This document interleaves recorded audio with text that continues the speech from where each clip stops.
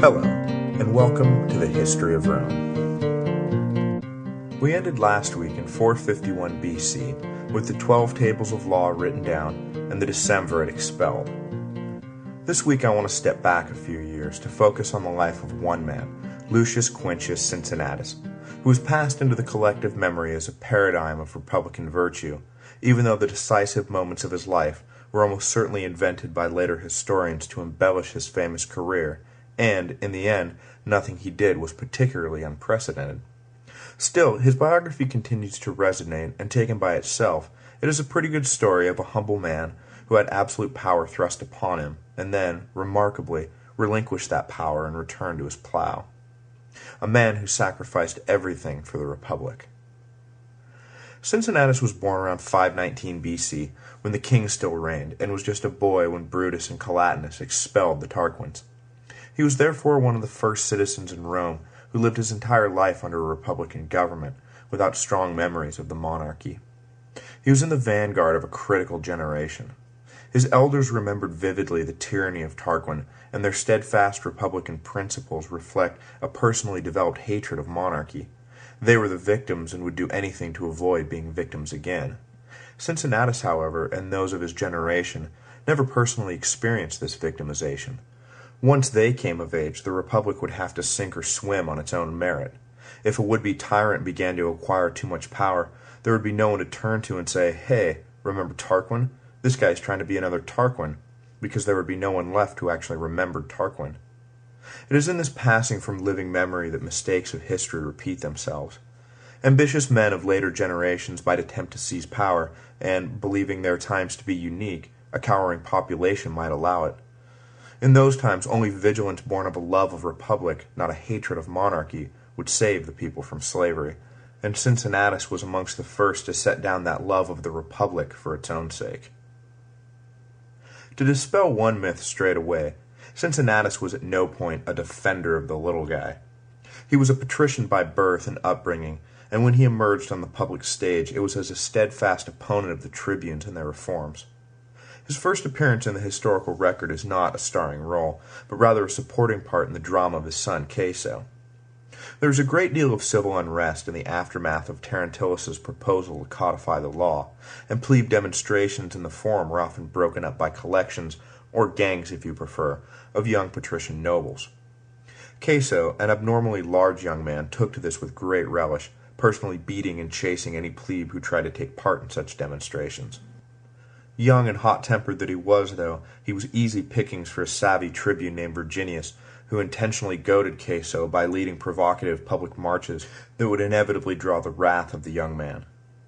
Once he had enough witnesses and evidence, Virginius brought capital charges against Caeso for, well, all the horrible things he had done. Caeso was ordered to appear at a trial, and if he did not, then he would be fined a large sum of money. It is at this point that Cincinnatus makes his first appearance in the public record, defending his son against Virginius's accusations and asking that the charges be dropped. Rather than face an obviously hostile and biased court, Caeso fled north to Etruria and out of the history of Rome completely. His son having essentially jumped bail, Cincinnatus was forced to sell most of his properties to pay the debt, leaving him a pauper with only a small plot of land on the far side of the Tiber. It is from this impoverished state that Cincinnatus's own legend begins.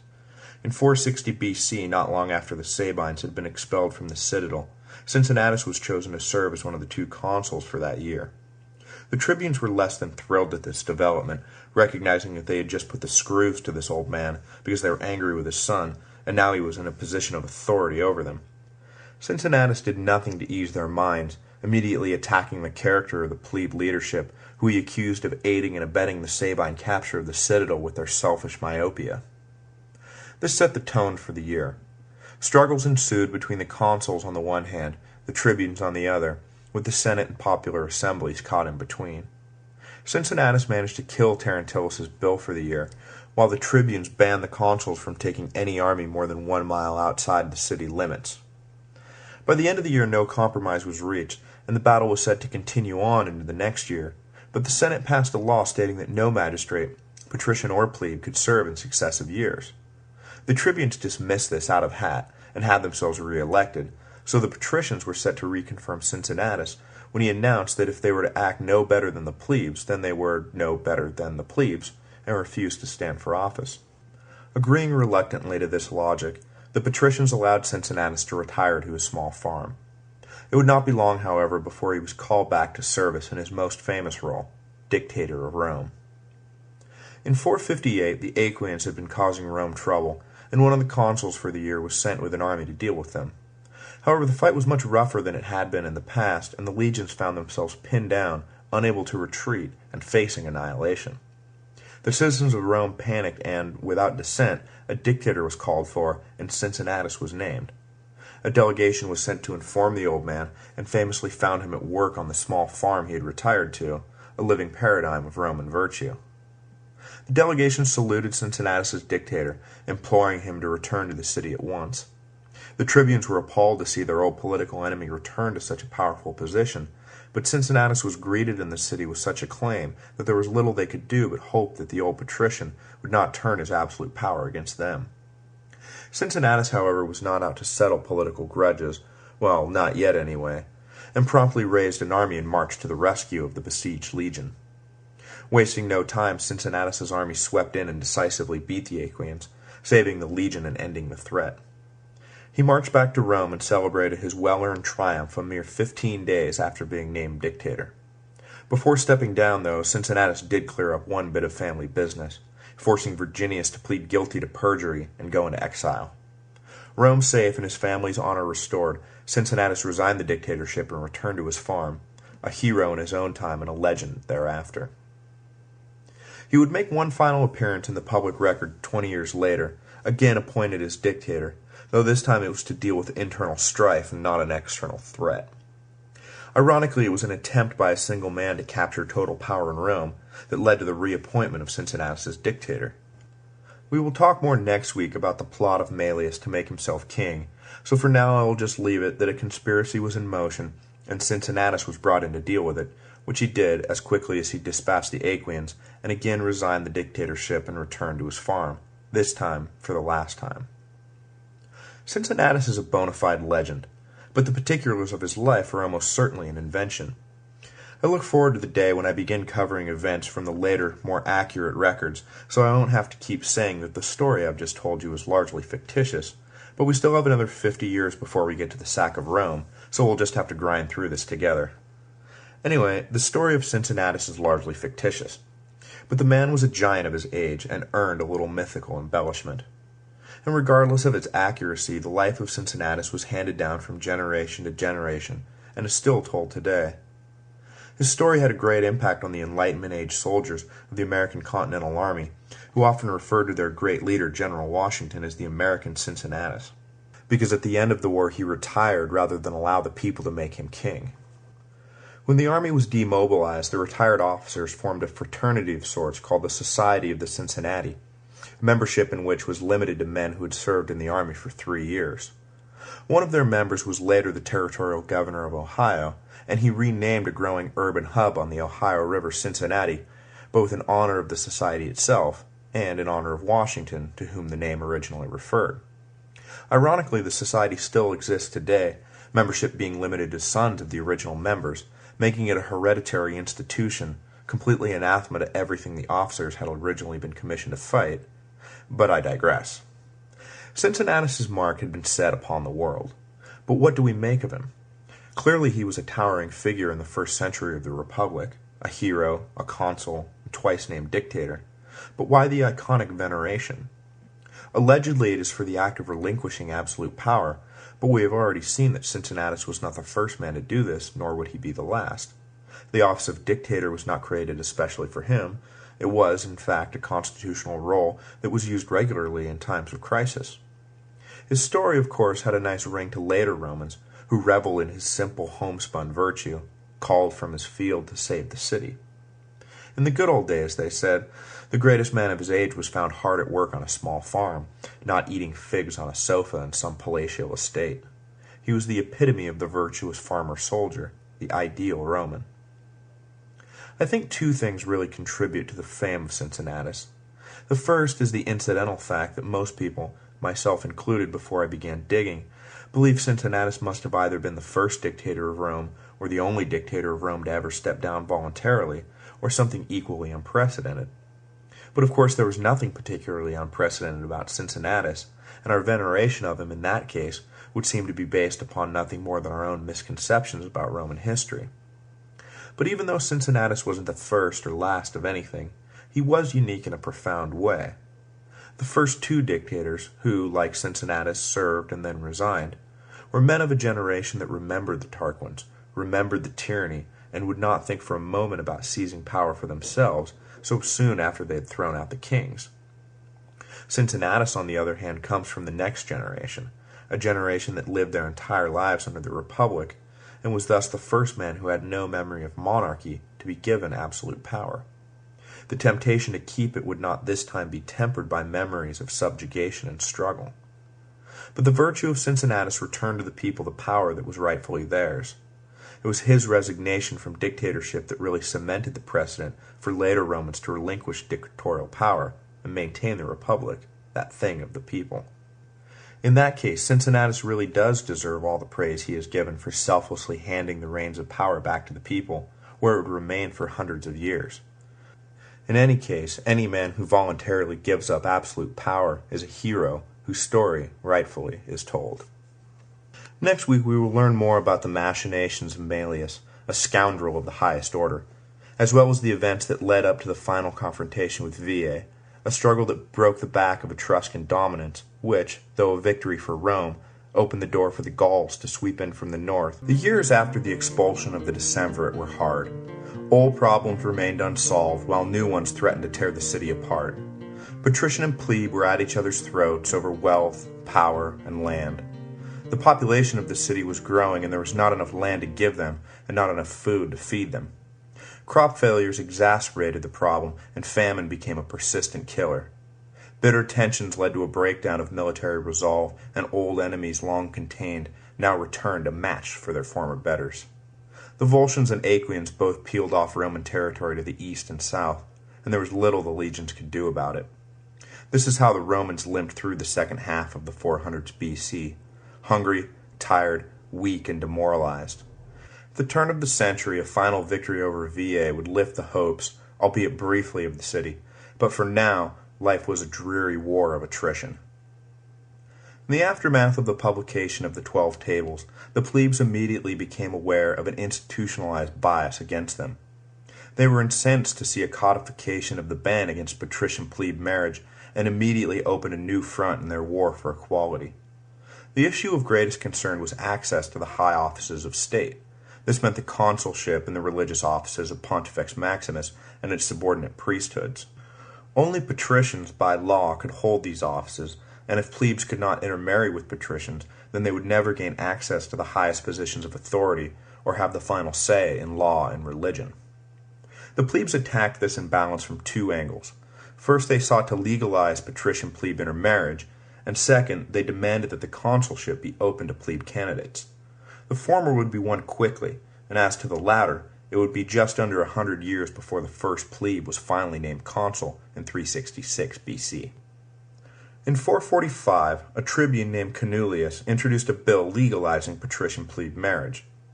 The measure was fought by the patricians, who fretted about the dilution of pure patrician blood, but their resistance was only half-hearted. For one thing, their arguments really had no leg to stand on.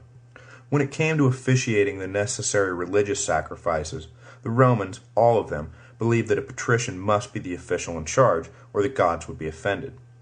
Some patrician families claimed that mixing the two classes would inevitably offend the gods, but in Roman law, legal status followed the father's position alone, without any concept of genetic makeup. Incest, for example, did not even cover relations between maternal cousins. They were simply not considered part of the same family. So claims about blood dilution came off as absurd. Any child born to a patrician father was a patrician, period. Flimsy racial arguments aside, the matter basically came down to not wanting to share with the other children, and patrician solidarity soon cracked. There were a number of noble families who eyed the fortunes of the wealthy plebe families, and the measure was soon passed. As to admission into the consulship, the patricians fought much harder to prevent it, and far dirtier. This was not a toy that they were going to share with the other children. And so in 444 BC, right on the heels of plebes gaining at least nominal access to power, the consulship was suspended and the third manifestation of executive power was inaugurated: military tribunes with consular power. The switch was not permanent, though, and for the next 80-odd years the executive leadership of Rome alternated between the new military tribunes and the traditional dual consulship, depending on the circumstances of a given year. Initially, 3 military tribunes would be elected by the centuriata and granted executive authority over the state, though over the years that number rose to 4 and then to 6. The introduction of the new executive form can be seen as a move by the patricians to protect the consulship from plebe taint. No plebe could be consul if no consuls were elected. The military tribunes were elected democratically by the army, and plebes as well as patricians stood for and won election. This was fine with the patricians as long as the sanctity of the consulship itself was guarded. Further, by increasing the number of executives, plebe ambition was mollified, and at the same time power was watered down so that the elected plebes were not as singularly powerful as they would be if they had been consuls. Plus, the entire exercise kept plebes from agitating too hard for admission to the consulship. For the years between 444 and 367 BC, military tribunes were elected roughly half the time, the other years being governed by the traditional dual consuls. Much has gone into analyzing what factors determined whether consuls or tribunes would be elected for a given year, but by cross-referencing executive form with military activity, a possible answer emerges. Consuls were generally in charge during the major conflicts of the era, so it would seem that military tribunes were elected when no major military action was planned, whereas consuls were elected when engagement was imminent. This seems counterintuitive given the name military tribune, but it makes sense. Plebes with consular power were acceptable to the patricians as long as they were destined for little more than off-year administrative duties. When real action was required, the patrician-controlled consulship was returned. The patricians wanted to make sure that they alone determined the course of state in times of crisis. If this is true, then the creation of military tribunes with consular power was little more than a stall tactic formulated by the patricians to put off full political equality with the plebes, which it did for the better part of 80 years. A second action by the patricians further removed the plebes from access to real power. One of the most important duties of the consuls was administering the census once every 5 years. The census determined citizen status, as well as classification within the 5-tiered system of the comitia centuriata. The consuls charged with taking the census had enormous latitude at the edges of the dividing lines to move citizens up or down, granting a degree of control over the end voting blocks of the centuriata. More than that even, it was during the census that citizen status was granted or revoked. Obviously, the patricians had a keen interest in maintaining control of the census, and when military tribunes were introduced, the administration of the census was peeled off from the other consular powers and invested into a new office that was destined to become one of the most coveted of all the magistracies, the censor. In time, the censor would acquire other duties, most famously the vague directive to protect public morals. But for now, the single role of administering the census was important enough. By senatorial decree, the censor had to be a patrician, ostensibly because of the religious ceremonies of the census that needed attending to, but most likely it was to make sure that plebes could never engineer more favorable voting blocks for themselves in the centuriata. These political reforms closed out the cycle initiated by Terentulus in 462 BC when he first proposed the creation of the 12 Tables. The political and economic structure of Rome would not see significant alteration until the opening of the Samnite Wars in the mid-300s BC, not for lack of plebe agitation, but because the patricians seemed to have closed ranks and resisted any further reforms. As I said at the beginning, the years ahead were long and hard for Rome. Grain shortages were reported in a dozen of the next 50 years, with devastating famines following. The lack of nourishment inevitably led to plagues, which further decimated the population. Rome was forced to seek help from surrounding communities, north in Etruria and south in Magna Graecia and Sicily. Their requests, though, were denied as often as they were approved, and many of their neighbors reveled in Rome's misery after so many years of dominance. Just about every one of their enemies took advantage of Rome's depleted and malnourished army, and Rome's sphere of influence gradually began to erode. The Volscians and Aequians, once easily dispatched, now let their flocks graze in Roman fields uncontested. In the midst of this desperation, some men allowed their scruples to take a backseat to ambition, and one man in particular would pay the ultimate price for his hubris. A wealthy merchant named Manlius, who had never served in any important office but was of equestrian rank, began to dream bigger than his prudence should have allowed. In 439 BC, during a typical grain famine, official Roman envoys in Etruria rejected the Etruscan price for grain as gouging and returned to the city empty-handed. Manlius then went himself and agreed to pay the exorbitant cost, bringing home the grain the people needed and handing it out for free. Manlius was an overnight sensation, a newly minted political rock star. Everywhere he went, he was greeted by large ovations acclaiming his generosity. Manlius looked at the adoring masses and at his own personal fortune, and let his imagination get away from him. He moved quickly from dream to action and began to actively conspire against the state with the intention of making himself king. The Republican government, he rationalized, had failed to protect and feed the people where he, Manlius, had succeeded. It was only right that he should rule. He began cashing weapons and bribing the plebe leadership to rise with him when he made his move against the Senate, but alas, it was not to be. The state controller of supplies, a man named Minucius, dealt daily with the same grain merchants who dealt with Manlius and soon learned about the plot. He went straight away to the Senate, who flew into a panic, recognizing their own unpopularity, coupled with the people's desperate state, might be enough to slip tyranny in the back door. The Senate needed a man whose fame and popularity outshone that of Manlius's to put a stop to the conspiracy. As I mentioned last week, they went back to Cincinnatus, now well over 80, and appointed him dictator once again. All of Manlius's careful planning was undone in a moment. Cincinnatus sent his master of horse to fetch Manlius and bring him forward for a trial. Manlius, knowing that he was in deep trouble, attempted to resist the summons, and when he did, the master of horse cut him down where he stood. There was a brief popular uproar over the murder, but Cincinnatus legitimized the act, saying that Manlius was being summoned merely for trial, and that it was his refusal to appear, not his alleged criminal activity, that sealed his fate. Political order was restored and Cincinnatus again resigned. Soon after the death of Manlius, an external threat emerged that would eventually lead Rome into its final definitive clash with Veii. The city of Fidenae, an Etruscan outpost on the Roman side of the Tiber, which had been under Roman control for some time, decided to revolt and called for Veii's help. They figured that Rome, weak internally and caught up in the south with intrusive tribes, would be forced to let the city go, but Rome was determined to maintain control. Hostilities began with Fidenae, hoping to goad Rome into a battle she would lose, murdered 4 visiting Roman envoys.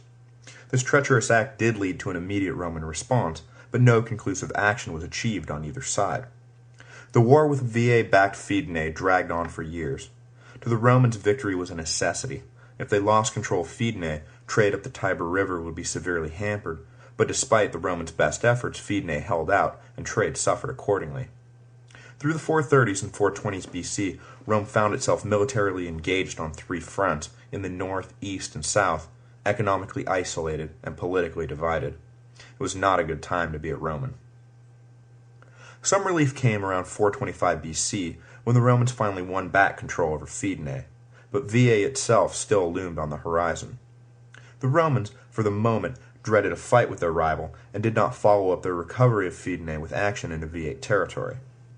A confrontation was brewing between the two powers. Their political and economic destinies were on a collision course, but for now a tense truce prevailed. Veii seemed to have been dealing with its own internal problems at the time, and so did not strike when the iron was hot, immediately at the end of a war which had drained Rome physically and emotionally. This gave the Romans a chance to catch their breath and consolidate their power. When the final clash with Veii finally erupted, the Romans were in a position to challenge their Etruscan rival on equal footing. The years leading up to the war with Veii were hard, but these decades would highlight the characteristic Roman obstinance that would win them an empire. The Romans simply did not give up. Beaten, harassed, tired, and divided, the Romans soldiered on. The Roman unwillingness to quit in the face of adversity bordered on the edge of insanity. They would accept catastrophic losses but would never surrender.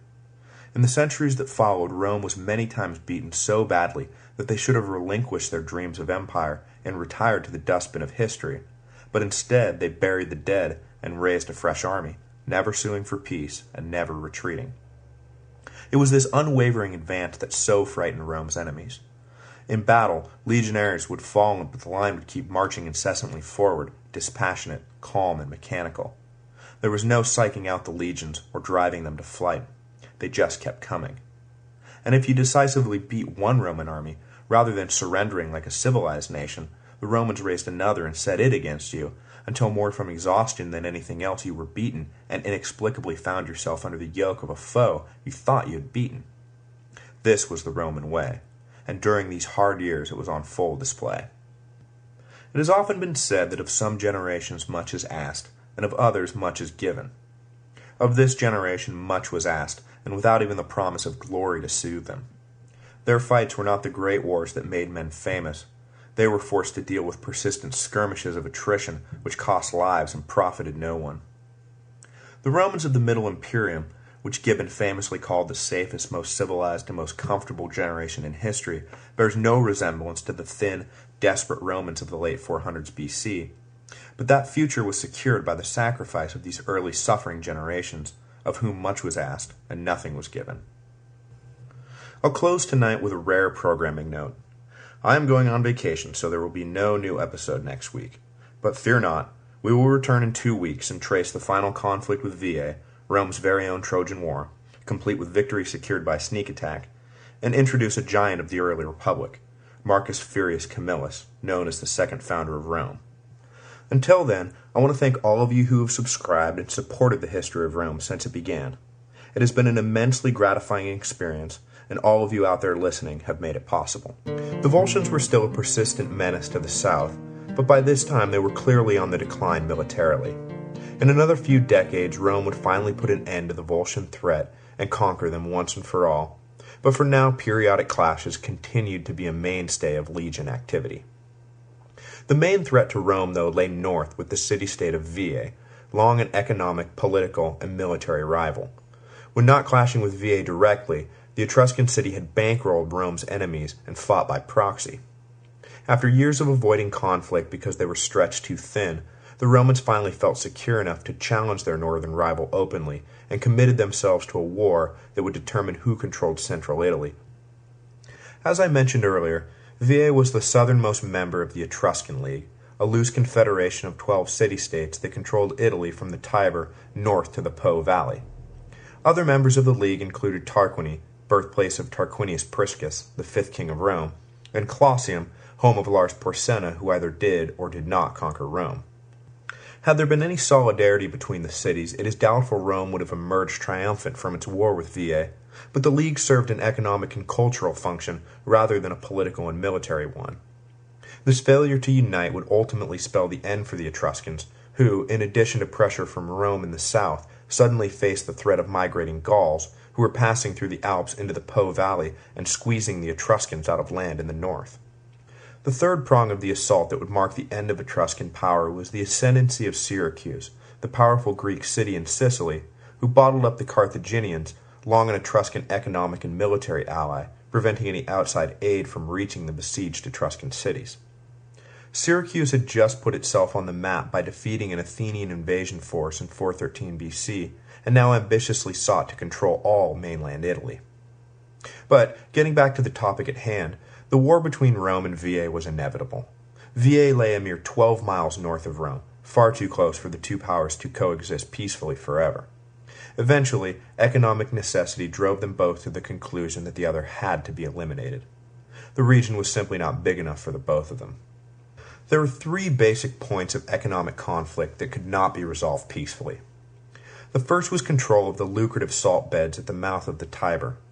Almost all the inland communities relied on the Tiber beds as their source of salt, and whoever controlled the source controlled a reliable cash cow. But the beds lay mostly on the north bank of the river, and so were controlled by Veii. The Romans looked on with envy and for years sought to dislodge the Veiites, but were never in a position to do so. Now it seemed the time was ripe to make their move. The Romans wanted to control the beds, but Veii was not going to give them up without a fight. The salt trade was so important because of the economic conditions at the time, economic conditions that made the world too small for both powers. After the Etruscans had lost their foothold south of Rome to the Volscians, their direct connection to trade with Magna Graecia was severed. The archaeological record shows that the flood of trade VA had once enjoyed as the gateway to Etruria now slowed to a trickle.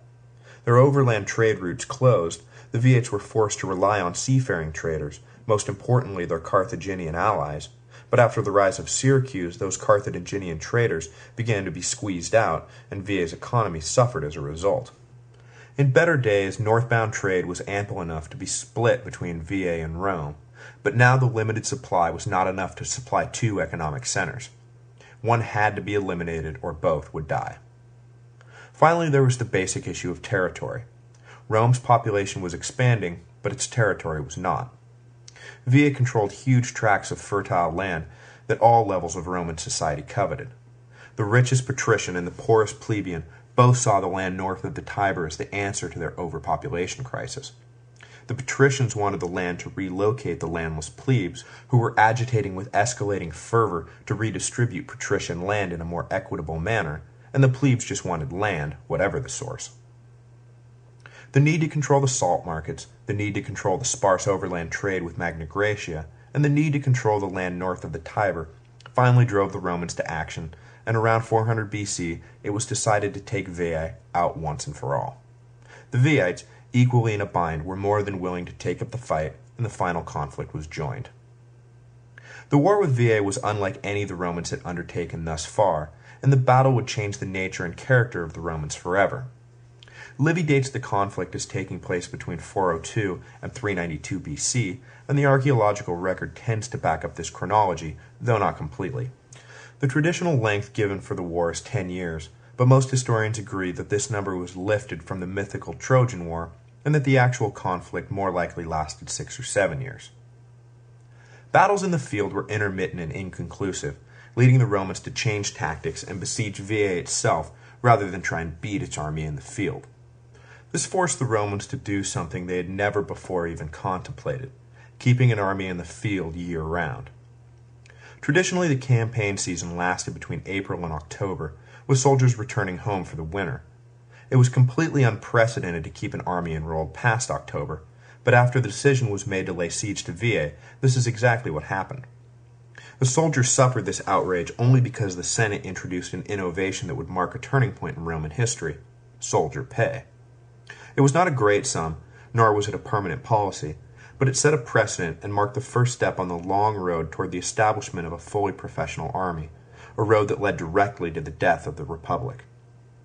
For now, though, it was an expedient to keep an army in the field at a time when the soldiers had to return home to look after their farms.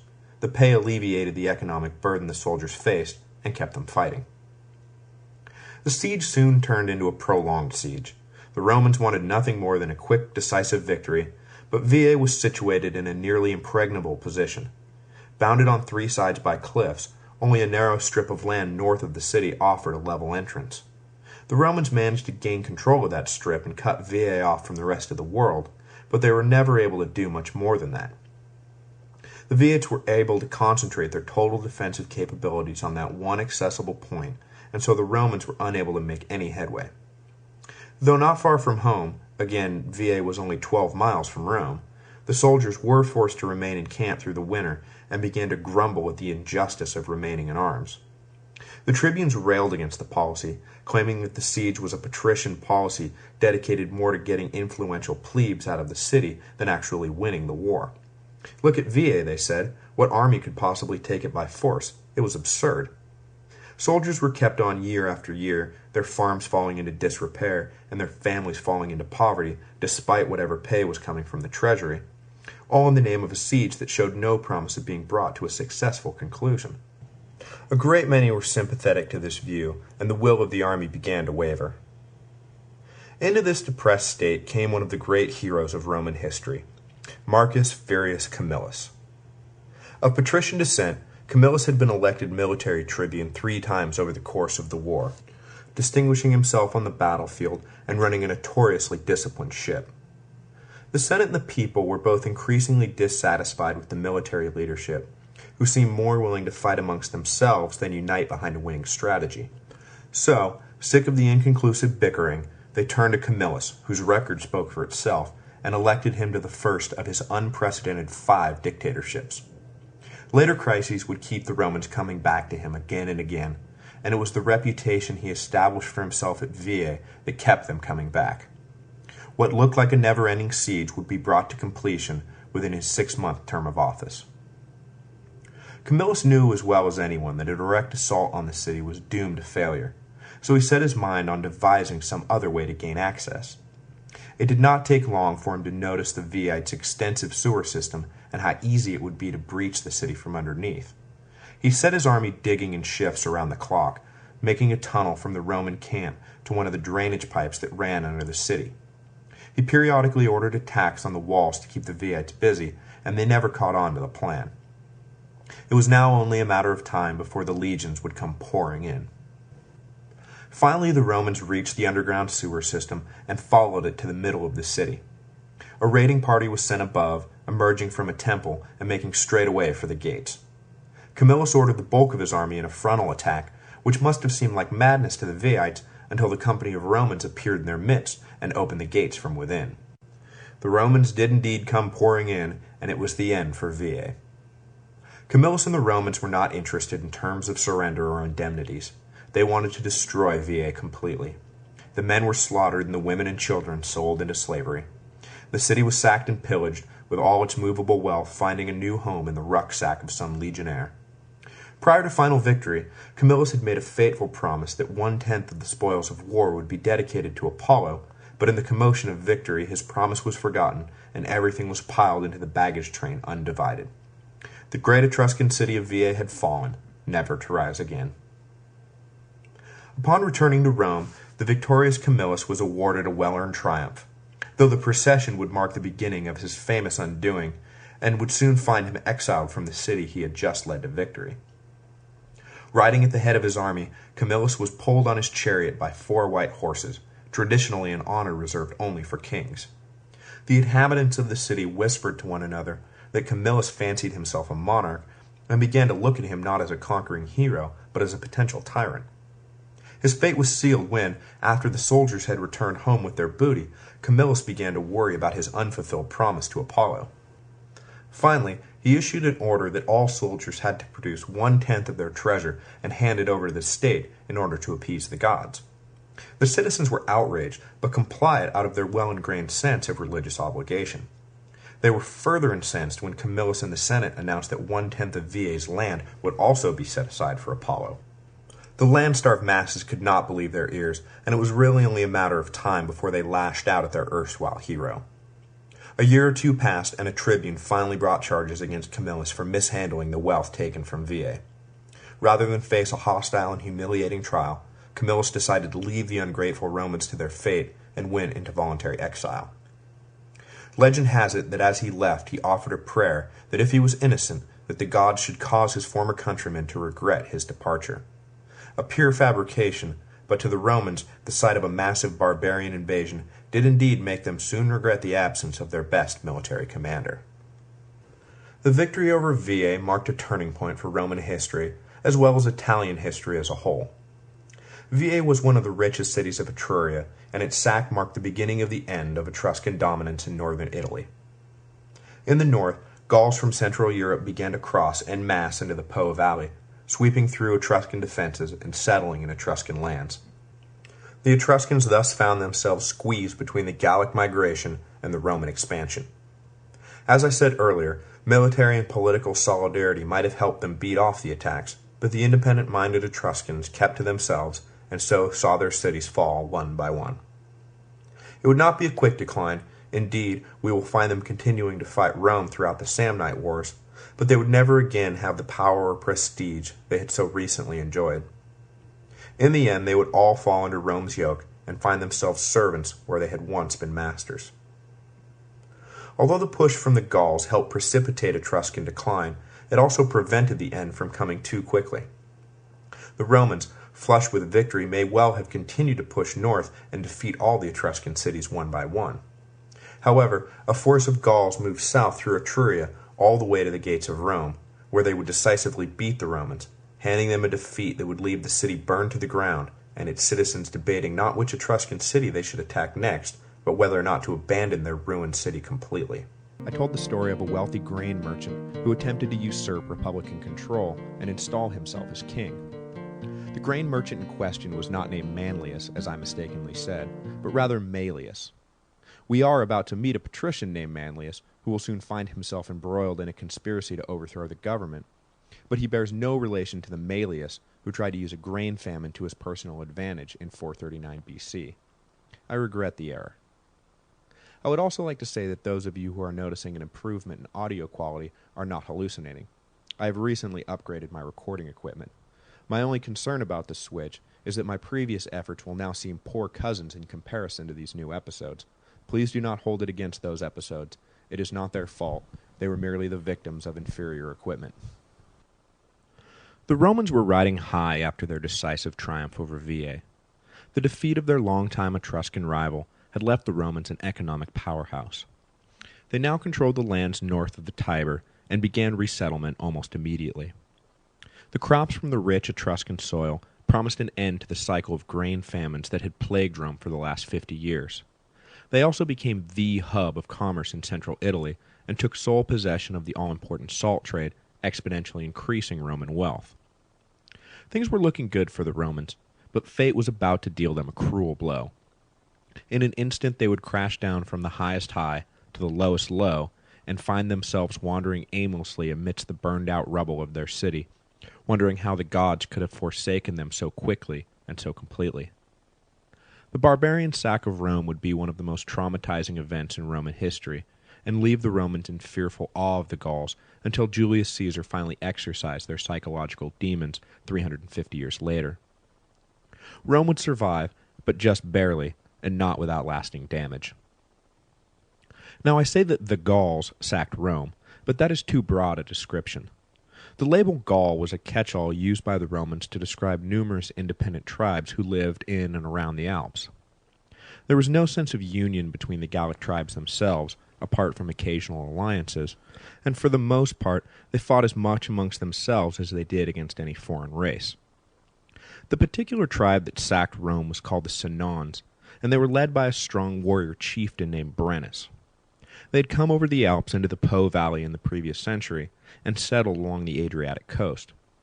This brought them into conflict with the Etruscans, who had previously controlled the land, and it was this conflict that brought the Senons into conflict with Rome. There is an official legend that explains Brennus's decision to leave the Adriatic and move south to attack Rome, as well as a modern interpretation that puts the attack in a wider geopolitical context of Italian realpolitik. The official legend is that Brennus attacked the Etruscan city of Clusium, who sent envoys to Rome desperately seeking assistance. The Romans were no great friend to Clusium, who had backed the hated King Tarquin in his bid to regain the throne 100 years before, but the Romans knew the Gauls were an enemy to be wary of, and so sent envoys to Clusium to take stock of the situation and report back how deeply Rome should involve itself.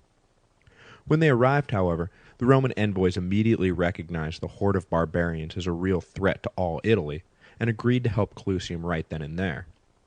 These envoys wound up leading Clusium's army against the Gauls, and in the fighting a Gallic chieftain was killed.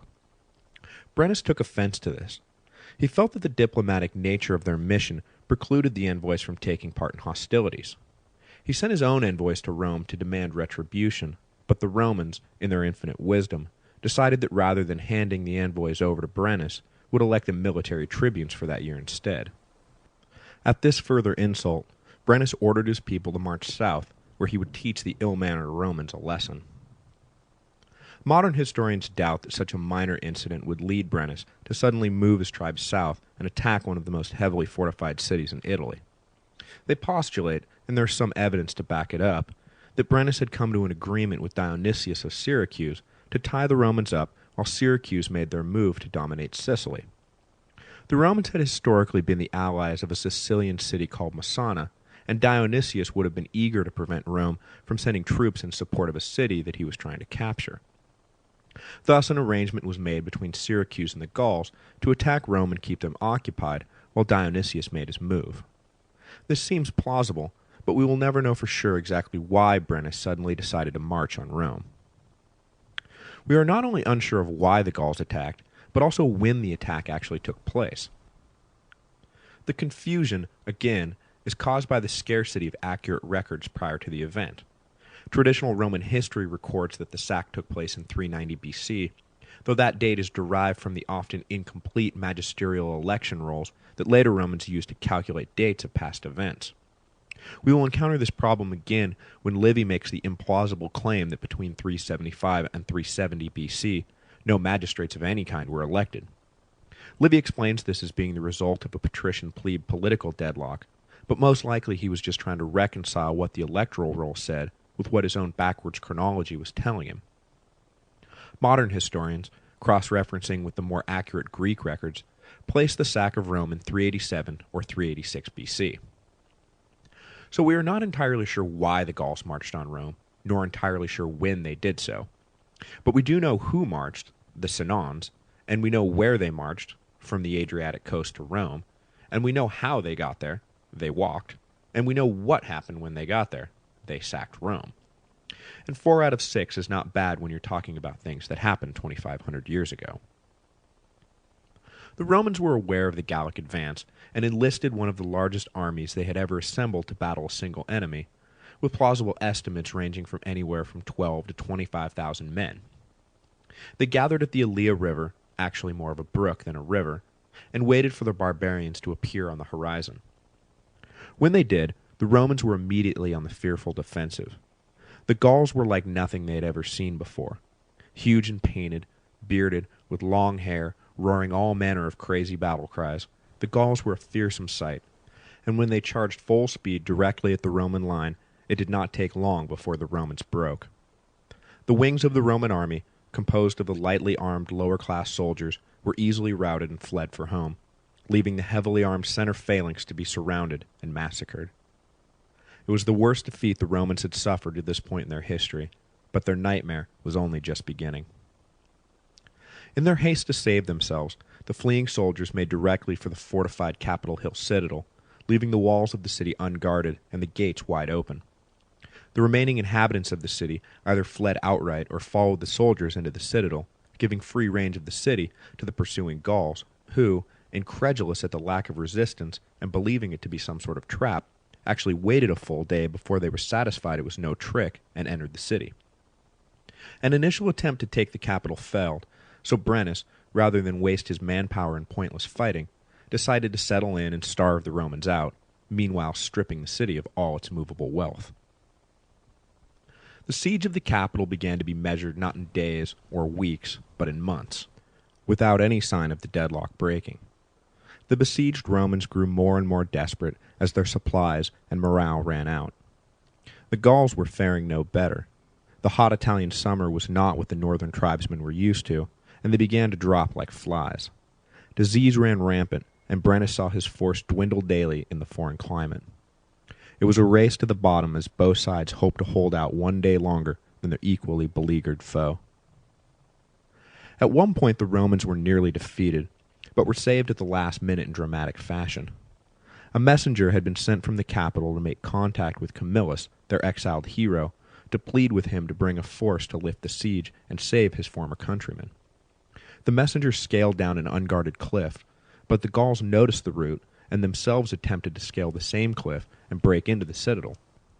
But famously, as they climbed, the sacred Capitoline geese, who the Romans had brought with them into the citadel, were roused and began to make a racket. The Romans, led by a patrician soldier named Manlius, were tipped off to the danger and drove the barbarians off the wall, preventing the only real attempt to take the Romans by force. Manlius, for his quick action and bravery, was lauded as a hero, but in a few years he would be executed for treason not far from the site of these heroics, a tragic victim of his own vanity. The siege stretched to 7 months, and both sides were at the breaking point. In their respective desperate straits, they both agreed to something neither would have considered at the start. The Romans would pay the Gauls to leave the city. Both considered this a dishonorable end to the fight, but the Romans had to get off the Capitol Hill, or they would all die, and Brennus, who wanted nothing more than to get out of the hot, diseased city, was now able to do so and still claim victory. The Romans agreed to pay the Gauls 1,000 pounds of gold, and scales were brought in to measure the amount. As the gold was being weighed, however, the Romans noticed that the scales had been tampered with, and the pounds were much heavier than they should have been. They complained, and in response Brennus threw his sword onto the scales, further increasing the imbalance, and stating famously, "Woe to the conquered." The Romans stifled their objections and measured out the remaining gold, fuming but unable to do anything. The story of the sack of Rome, in reality, probably ended here, with the Gauls withdrawing north after being paid off. However, later Romans spread a thick coat of triumphant propaganda over the end of the story to save themselves the embarrassment of admitting to such a dishonorable conclusion, just as they added the story of Mucius Scaevola to the end of the war with Clusium to avoid admitting that they had been beaten by Lars Porsena. In the Roman Hollywood ending, Camillus is reached and raises a force from the neighboring Latin tribes and marches on the city. He arrives just after the Gauls have been paid and, finding them sleeping off their triumph, attacks and beats the formerly invincible barbarian army, driving them out of Latium for good and recovering the Roman gold. Camillus then basks in the glow of Roman adulation as the screen fades to black and the credits roll. A nice story, but complete fiction. Regardless of whether Roman honor was saved at the last moment by miraculous intervention or not, the fact remained that the city was in ruins. At some point during the siege, a fire had started, and the city was gutted by an uncontrolled blaze. The surviving Romans, penniless and faced with the prospect of completely rebuilding their city, despaired that it was even possible, and began to speak of abandoning the Seven Hills altogether and moving en masse to Veii, where they could start afresh. Camillus strongly opposed this idea and gave an impassioned speech for the people to rebuild Rome and not flee in the face of adversity. To leave would be an admission of weakness and a moral failing. To stay would prove that Rome could never be defeated. The people, facing a choice between practical logistics and theoretical duty, remained unconvinced. But as the Senate was proceeding with the debate, a company of soldiers returning from guard duty stopped in the forum, and their commander ordered a halt, saying, "Well, we may as well stop here." The senators overheard this and, never ones to ignore a clear omen, immediately closed the debate and rejected all further proposals to abandon the city. Rebuilding would begin at once, no matter the cost or difficulty. Rome was here to stay. The history of Rome is bookended by barbarian sacks. It would be 850 years before another foreign invader stepped foot in the city. By then, Rome had risen, crested, declined, and was in the process of failing. Brennus' sack of Rome, on the other end, ushered in Rome's era of dominance. Until the sack, Rome was merely one among many in Italian politics, fighting and winning, but also dealing with setbacks and defeats. After the destruction of Rome, the Romans were reborn along with the physical city they lived in. It would be a more determined, more consciously imperial citizen body that would emerge in the 300s BC. The Romans would never again find themselves under the yoke of a foreign power, nor their walls breached by an invading force. When, in the 400s AD, the Visigoths and then the Vandals finally sacked the city, the level of despair was grossly inflated because the inviolability of the city had been taken for granted. Other cities changed hands, were occupied, or expelled occupiers. This was the natural ebb and flow of ancient politics. But Rome itself would be eternally free, granted special status by the gods. The Vandal sack, for all the physical damage it did, destroyed Rome psychologically, a blow from which it never recovered. And this sense of invincibility was born in the aftermath of the last barbarian sack, 850 years earlier. The Gallic victory humiliated, offended, and horrified the Romans who endured it, and they vowed to never let it happen again. They successfully kept their word for almost 1,000 years, a remarkable feat in the perilous and violent world of antiquity. Roman obstinacy, steadfast endurance, and unflinching resolve. A commitment to existence born out of near total destruction. From a practical standpoint, the sack also brings to an end the period of early Roman history about which we have no clear records or primary sources. Though all the previous records were lost in the fire, the Romans simply started again, leaving us a wealth of documentation that puts our understanding of their history on much firmer footing from this point on.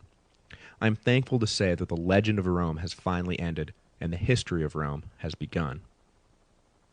At the opening of the 6th book of his monumental history of Rome since its foundation, Livy wrote, "The history of the Romans from the foundation of the city to its capture, first under kings, then under consuls and dictators, decemviri and consular tribune, wars abroad and dissensions at home, I have set out in 5 books, covering matters which were obscure, both through their great antiquity, like objects dimly perceived in the far distance, and because in those days there were few written records, the only reliable means of preserving a memory of past events.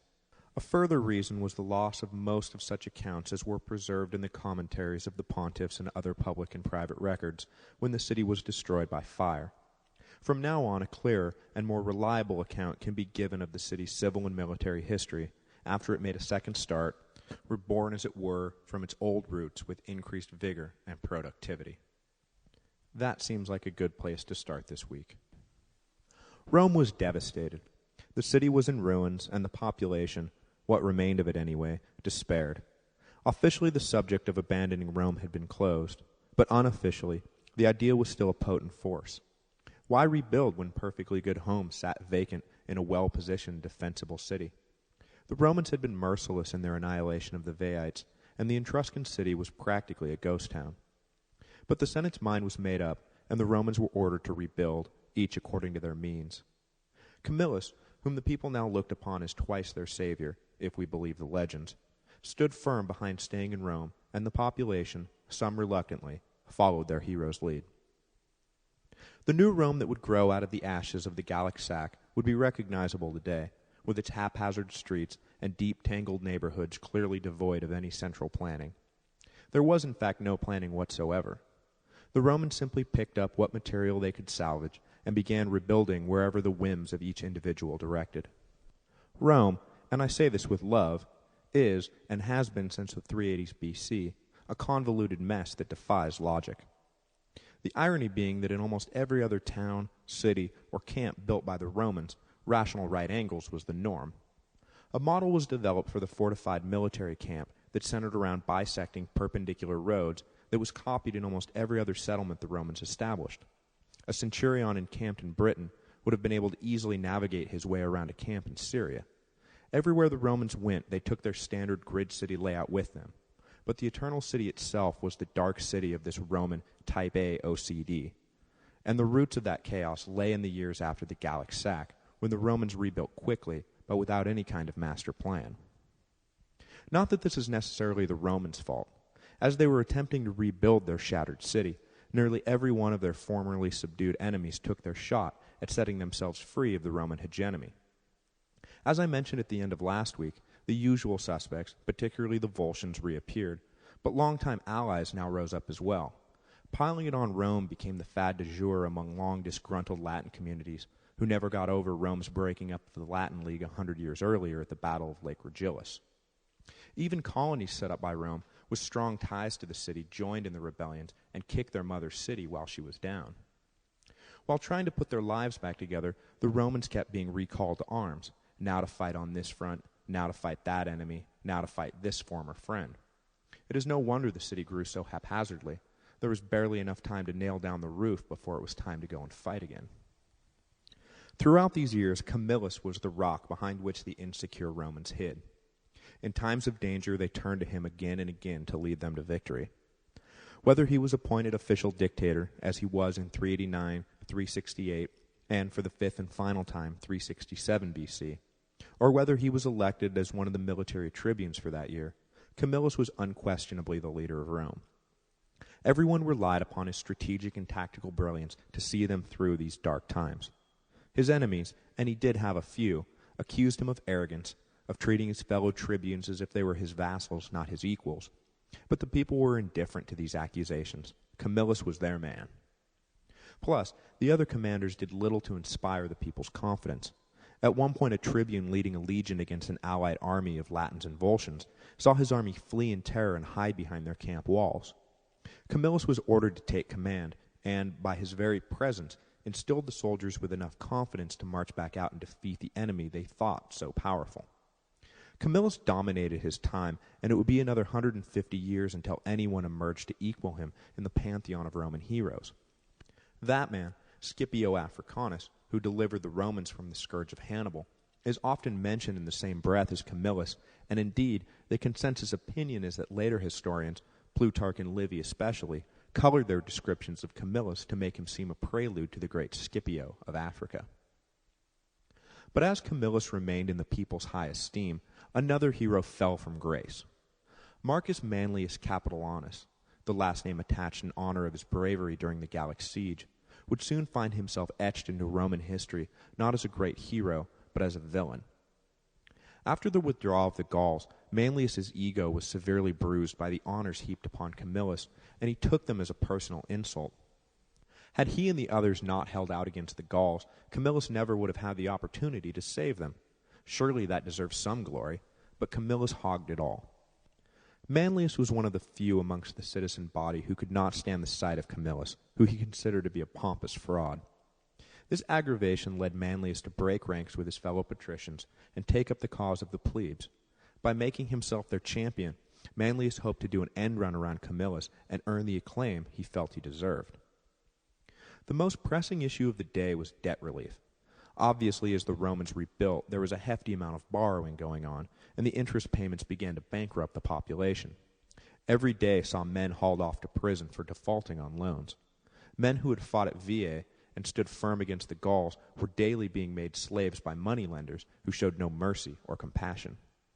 Manlius spoke out publicly in favor of relief and often paid the debts of former soldiers out of his own pocket and offered interest-free loans to any who asked. The patricians were disturbed by Manlius's new image as the savior of the people, not only because they saw him as letting irresponsible debtors off the hook, but also because he constantly slipped in references to the great untapped strength of the populace and how their numerical superiority ought to count for something in the formation of policy. The patricians saw these as veiled and not so veiled threats against the established order, and began to see Manlius as a revolutionary figure. Manlius was arrested once on charges of bringing false claims of theft against the moneylenders, but public outcry was so great that they were forced to release him. With peace abroad to allow for real public unrest, riots began to break out between patrician and plebe factions, Manlius offering daily harangues against the tyranny of the nobles and offering himself as the only patrician who cared about his fellow citizens. The implication was clear: throw out the Senate and elect a new democratic government with me as your leader. Finally, unable to take it anymore, the patricians again arrested Manlius, this time on charges of sedition and treason. The trial of Manlius would become famous for the way it would play out. The trial was originally held on the Campus Martius, which lay in the shadow of the Capitoline Hill. During his defense, Manlius was able to stretch his hand up to the hill and remind the people of his great service to the city, asking how anyone could possibly believe he was now engaged in treason. The argument was having its effect, so the savvy patricians adjourned the trial to a different location. Now, without the Capitoline as a backdrop, the charges and evidence against Manlius stood on their own merits. Public opinion turned against Manlius, who, it became obvious, was engaged in an active conspiracy to overthrow the Senate. The verdict was swift and harsh. He was to be thrown from the Tarpeian Rock, a steep cliff on the Capitoline Hill used for executions, ironically dying in disgrace a few feet from where he had achieved his greatest glory. The death of Manlius did nothing to end plebeian unrest, however. Manlius saw an opportunity and exploited it. He did not create the conditions for that opportunity. The plebes' overriding concern at this point were, as we have seen, debt relief, but the old standbys of land redistribution and access to political power rose again. The former problem was wrapped up in the latter too, and the plebes began to focus their energy on the land and power questions. Both the land taken from Veii in the north and the land taken from the Volscians in the south conspicuously wound up in the hands of a few patrician landowners rather than being divided up amongst the masses. How were the people supposed to pay off their debts when they were denied the income land provided? Further, how was it that state policy had granted so much to so few? Obviously, whatever concessions had been made to the plebes in the past had lost their potency. The plebes finally saw the office of military tribune with consular power for what it was, an attempt to water down plebe authority and deny them access to the consulship, the ultimate office of state. One man in particular, a patrician with 2 daughters, took it upon himself to end once and for all this unbalance. Marcus Fabius Ambustus, a patrician who enjoyed plebe support, had married his eldest daughter to an influential patrician and his youngest to a wealthy plebe named Gaius Licinius Polo. The younger daughter complained that she would never receive the honors her elder sister received on account of her husband's plebe status. Fabius, the story goes, promised his daughter she would have everything her sister had and began working with his son-in-law Licinius to break the patrician stranglehold on the consulship. They began by pointing out to people that despite plebe access to the office of military tribune, no plebe had been elected to said office for the last decade, which was true. They then demanded a permanent return to the dual consulship, with the stipulation that one of the consuls had to be a plebe. Licinius got himself elected tribune of the plebes, an office that had fallen into some disrepute, and used his veto power to bring government business to a standstill. He promised to veto everything in sight, including the yearly elections, until his demands were met. In addition to access to the consulship, Licinius also demanded that a cap be put on the total amount of land a man could own, as well as regulations on interest rates. It was this shutdown, engineered by Fabius and Licinius, that Livy uses to explain his chronological gap, stating that between 375 and 370 BC, no magisterial elections were held.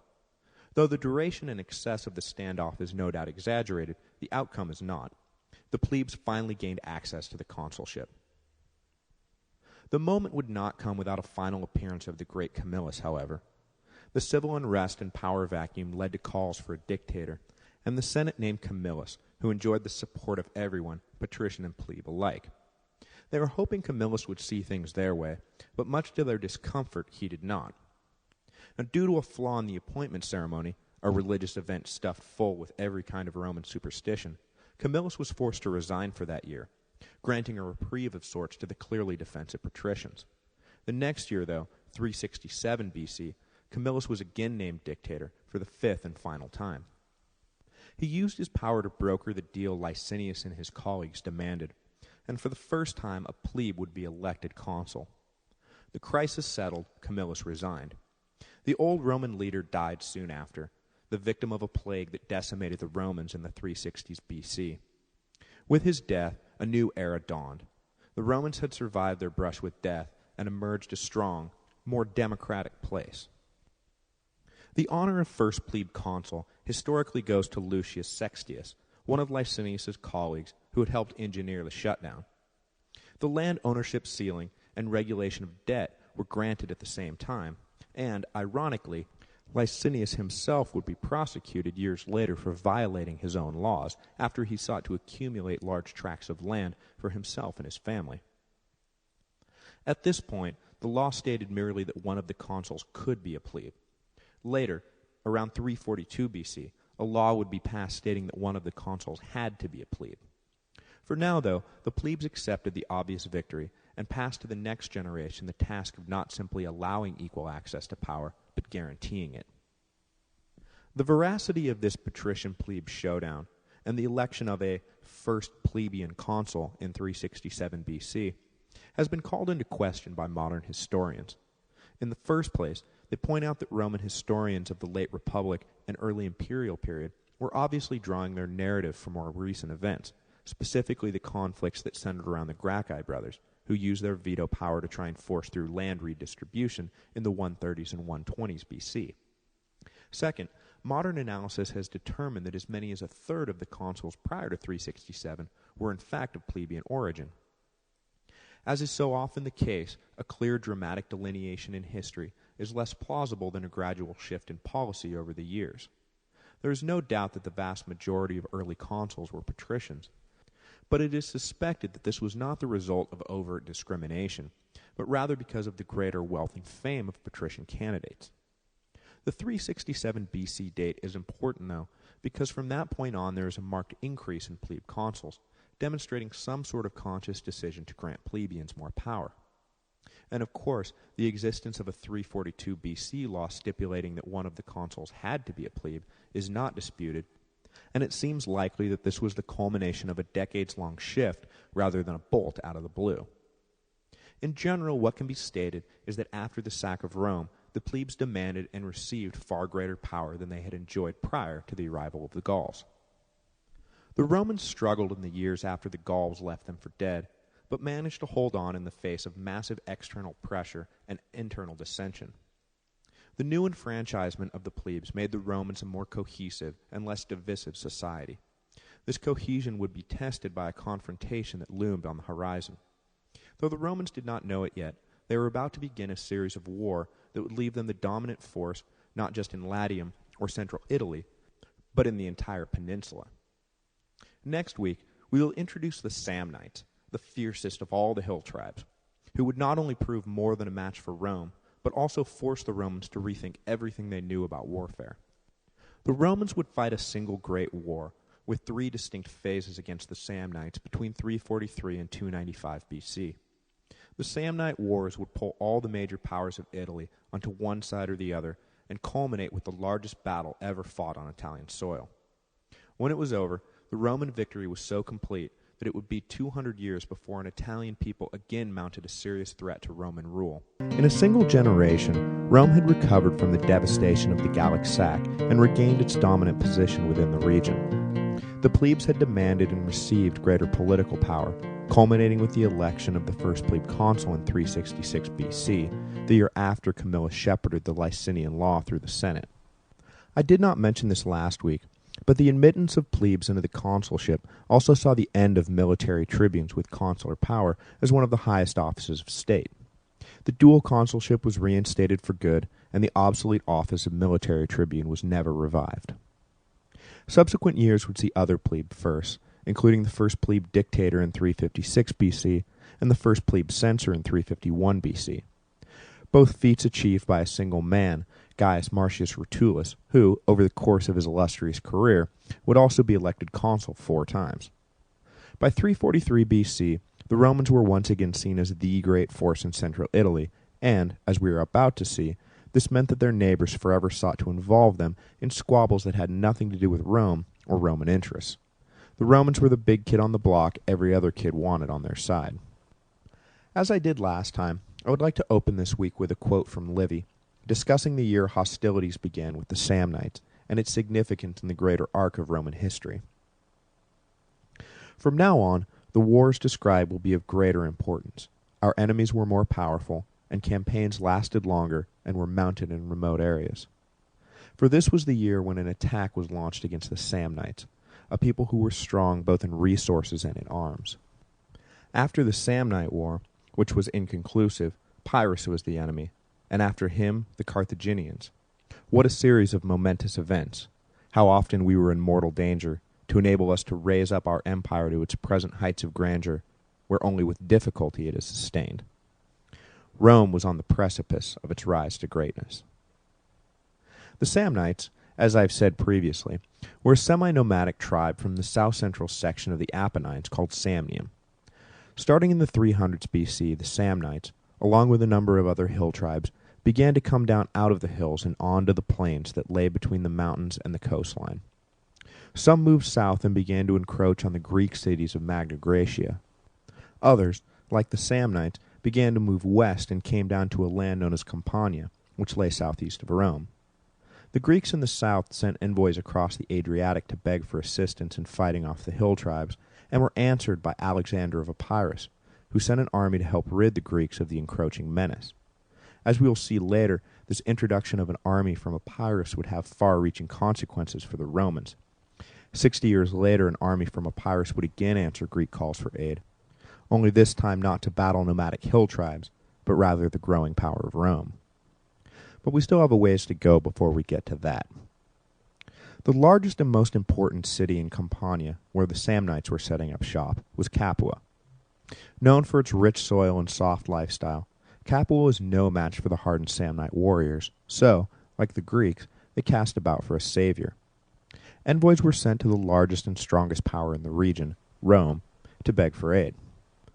The Romans, however, turned the envoys away. Rome had already concluded a treaty with the Samnites and could not in good conscience break it. They had, after all, sworn oaths before the gods. The desperate Capuans then took an extraordinary step. They formally surrendered Capua, its land and citizens, to Rome, willingly making themselves subjects of Rome. The Senate could not look this massive gift horse in the mouth. The land controlled by Capua was some of the best in Italy, and the food it could provide would put the days of grain famine in the rearview mirror forever. The Romans accepted the surrender and sent their own envoys to Samnium, where they explained that Capua was now Roman territory and, as per their treaty, the Samnites must desist all attacks. The Samnites would have none of this, and scoffed at the Roman envoys, taking the insulting step of ordering a raid into Campania right in front of the Roman legates. The Romans, offended by this obvious breach of protocol, felt they had no choice at this point but to declare war. And so the First Samnite War began.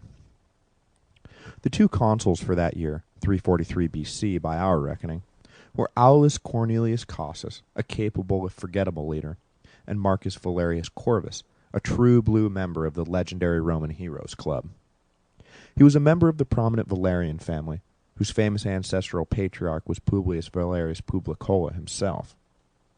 The surname Corvus, or Raven, was earned as a young man while serving in the army. The legions were squaring off against an army of Gauls when a huge Gallic fighter stepped forward and challenged any Roman to single combat. Young Marcus Valerius, all of 22, stepped forward and accepted the challenge. As he approached the Gaul, a raven landed on his shoulder, a sign that the gods favored him.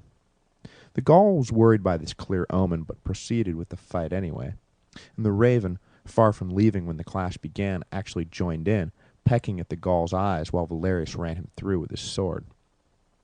Valerius triumphant, the raven flew off. The legions then swept into the Gallic line and defeated them almost without resistance.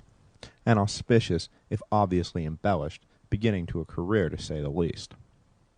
Corvus would be elected consul for the first time the very next year at the unprecedented age of 23. Before dying at the also unprecedented age of 100, he would be elected consul 5 more times and named dictator twice. But getting back to the war with the Samnites, Corvus was sent to protect Campania, and his colleague Cossus was sent to invade Samnium. Between the two, they figured to have the Samnites at heel in no time. Corvus was the first to meet the enemy, and after a fierce battle at the base of Mount Garus, fiercer than the Romans expected, the Samnites were routed. It was not an easy victory, and put the Romans on notice that they were not fighting Volscian raiders anymore. Cossus, in Samnium, almost blundered his way into the destruction of his own army, but was saved by one of his tribunes. The consul had led his army into a ravine, and noticed only too late that the Samnites had taken up a position on the ridge and stood ready to shower them with projectiles. One of his tribunes, Publius Decius, noticed that the Samnites were positioned in the shadows of a steep hill, and if a company of Romans could take the hill, then they would be able to pin down the Samnites, allowing the legions to escape. Cossus immediately ordered Decius and a detachment of volunteers to execute the plan. Decius slipped up and took the hill before the Samnites realized what was going on, and immediately began pelting the Samnites with missiles. In the confusion, Cossus was able to withdraw his army to safety, but Decius was left on the hill, surrounded by an army of angry Samnites who had just been denied an easy victory. Secure on the high ground, the Roman detachment was able to hold out until nightfall, at which point, recognizing their hopeless position, they decided to risk death by sneaking through the Samnite army, rather than remaining on the hill and safely starving to death. They had gone about halfway through the camp when one of the soldiers dropped his shield on a sleeping Samnite. Decius immediately began yelling at his men to attack anything that moved. The Samnites, half asleep and panicked by the sudden violent commotion, did not know what or who to attack. Decius and his men made a break through the army, killing everything in their path. When they emerged on the other side, Decius took a head count and realized to his great pleasure that of the company of men he had led on a sure suicide mission, he had not lost a single man. In the morning they made their way to the Roman camp and were greeted to thunderous applause. Cossus was about to launch into a speech praising Decius when the tribune cut him off, saying that the Samnites were in complete disarray and the time to finish the job was now. Cossus took the advice and sent his army out. The Romans found the Samnites exactly as Decius had described, in confused disarray, attacked them immediately, and won easily. The Romans had now won their first 2 engagements with the Samnites, but the first had been an unexpectedly hard slog, and the latter would have been a disaster had it not been for the tactical blunder the Samnites had committed by not immediately falling on Cossus's legions. The third and final battle of the war was fought at Susula, near the border between Campania and Samnium. Envoys from that city came to Marcus Corvus with news that the army he had driven off was regrouping and planning to reinvade. Corvus ordered his army forward with all haste, leaving behind all non-essential personnel and gear, marching only with his infantry, cavalry, and what could be carried on their backs. This decision to pack light would prove, unexpectedly, to be the decisive factor in the coming fight. When Corvus arrived at Sisula, he ordered a camp built. Due to the paucity of men and material, the camp turned out to be physically much smaller than the Samnites were used to seeing the Romans build. They assumed this meant that a smaller force was encamped, and all their strategic decisions flowed from this faulty assumption. They decided that the best course would be to starve the small Roman garrison out and began preparing for a siege. The Samnite commanders, rather than keeping their army together, ordered foraging parties out across the countryside for supplies to sustain their army while they waited for the Romans to surrender. Corvus caught wind of the Samnite activities, and, as soon as the bulk of the army was scattered, he ordered his men to attack. The Samnites were shocked when the whole of the legions came pouring out of the small camp, not the minor detachment they had supposed they were dealing with. Corvus's army took the Samnite camp almost without a fight, and then spent the rest of the afternoon rounding up the dispersed Samnite foraging parties. The Battle of Sisula was over before it had really begun. This victory marked the end of the First Samnite War. Corvus and Cossus were both awarded triumphs, and Decius was given the grass crown for his heroics. The grass crown was the most prestigious and rarely given military honor, the highest decoration a Roman soldier could receive. It was given to an individual who single-handedly, or nearly single-handedly, saved an entire legion from destruction. It was a rare honor because it was granted only by a vote of the saved legionnaires themselves, and it took extraordinary circumstances for proud Roman soldiers to admit that they had to be rescued. But in this case it was universally understood that Decius had saved their butts, so Decius got the grass crown. After the fighting ended, however, the Romans were forced to deal with trouble from an unexpected source, their own legions. During the winter of 342-341 BC, the legions were garrisoned across Campania to keep an eye out for further Samnite aggression. The largest garrison was outside of Capua, the city famous for its soft, easy living and detrimental effect on military discipline. Indeed, as we would later see, some note a marked change in the power and endurance of Hannibal's army after spending the winter in Capua during the Second Punic War. The Roman garrison, cooped up for the winter in camp, looked on at the comfortable Capuans and began asking themselves why a people who could not even defend themselves were allowed to have so much when they, the soldiers who had secured the peace, were given so little. The consuls for that year began to hear mutinous rumors coming from the Campanian legions and took steps to nip the conspiracy in the bud, but the move backfired. Their plan was to quietly reassign the men identified as conspirators and shuffle groups of soldiers around so no hard plans could be laid. But the conspirators quickly caught on, and, rather than reporting to their new assignments, they collected at an arranged point and began to actively plot a rebellion. They were soon strong enough numbers-wise, but lacked a leader to make them a cohesive unit. In a classic display of counterproductive ego and pride, nobody was willing to submit to the command of anyone else, so they remained a body without a head. As they brainstormed for ways out of their dilemma, it was noted that an ex-general, Titus Quintius, lived in the area. Quintius had retired fully from public life, despising the backstabbing intrigue of Roman politics, and the conspirators decided he was the perfect choice to lead them. A company of men was sent to persuade the old man to join their cause. Quintius, however, wanted nothing to do with the mutinous rabble, but was persuaded when the men threatened to kill him and his whole family if he did not come along. Having successfully hijacked a leader, the revolt moved forward, and the men marched towards Rome, though what exactly they hoped to accomplish is unclear. They probably wanted to secure land grants in Campania, but how they thought the Senate, or the people of Rome, would simply give them what they wanted and then go on as if nothing happened is a mystery. The rebellion had taken on an irrational inertia all its own. Upon hearing the news that a rebellious army was marching on Rome, the Senate immediately named Marcus Corvus to the first of his two dictatorships, and he rode off at the head of a legion to stop the mutinous army. They met each other at the Alban Mount, near the birthplace of Romulus and Remus, but neither side was destined to draw their swords in anger. Instead, the occasion was defined by reconciliation and secured Corvus's place in the history books not just as a great warrior, but also a wise and compassionate leader of men. He was loved not just by the men he led that day, but also by the mutineers, most of whom had fought with him against the Samnites. Corvus implored them to put down their swords and not draw the blood of their fellow citizens. Quintius, the hijacked general, who wanted no part of the rebellion anyway, ordered his men to stand down, and the combined weight of these two towering figures compelled them to give up. Corvus then led a combined force back into Rome, where he famously asked for and received clemency for the rebellious soldiers. Corvus did not want the affair to remain a thorn in the side of Roman solidarity, and he made sure no soldier was cast off the census rolls or in any other way penalized for his actions. It was a singular case of leniency toward mutinous soldiers, and, though Corvus was hailed forever as a great man for securing the leniency, his example was rarely followed by later generations, who treated any hint of mutiny quickly and without mercy.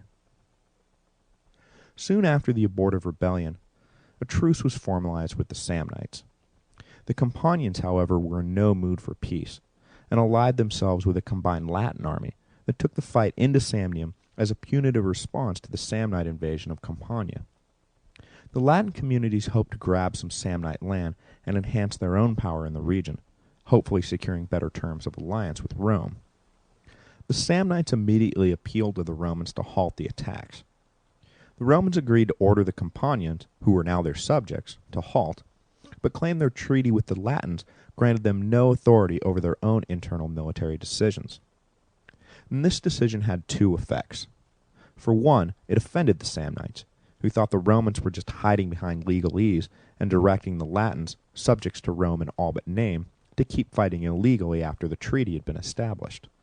Second, it perked the ears of the Latins, who took the Roman decision to mean that the Romans did not believe they could stop the Latins from what they were doing. The time was ripe, the Latins decided, to renegotiate their status with Rome. For over 100 years, they had sent men and money to fight Roman wars, and were consistently given only a pittance of the spoils in return. Full equality, they decided, was theirs for the taking, and, turning away from the Samnites, they set their sights on Rome itself. Having just concluded one war, the Romans were about to be embroiled in another, the Latin War, which would not turn out exactly as the Latins planned, resulting in not full equality, but full subservience to Roman rule, and an end even to the appearance of independence. The First Samnite War would prove to be mere foreplay between the Samnites and Romans. The Romans had gotten the upper hand, but it could have just as easily gone the other way. The Second, or Great Samnite War, would start 20 years later and not last for 2 years, but 22 years. In that war, the Samnites would hand the Romans some of their greatest and most humiliating defeats. The Romans had, since their founding, used the Greek phalanx system for their army, but soon found it unsuited for the mountainous terrain of Samnium. The Samnite cavalry and light infantry were able to easily outmaneuver the heavy Roman phalanx, forcing the Romans to completely overhaul their military structure before they could beat the Samnites in the field. But that war was still a generation away. Next week, the Romans will follow the old adage that the enemy of my enemy is my friend and join forces with the Samnites to quash forever Latin dreams of independence.